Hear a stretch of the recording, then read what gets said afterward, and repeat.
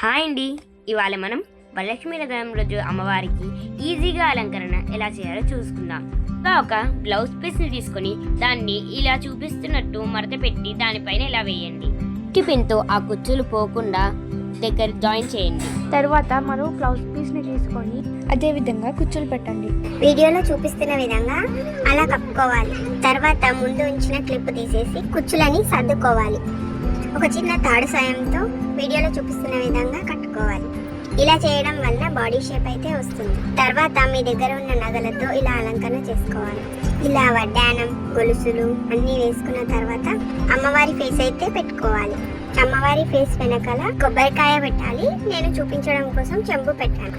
ఇంకా మిగిలినవి కమ్మలు, పువ్వులు, జడ, పపడ పిల్ల అవన్నీ పెట్టేసుకోవాలి. వెనకాల స్టిక్ లాగా కనిపిస్తుంది కదా, అది గాజులు వేయడానికి. ఫైనల్ గా బొట్టు పెట్టుకుంటే అమ్మవారు రెడీ.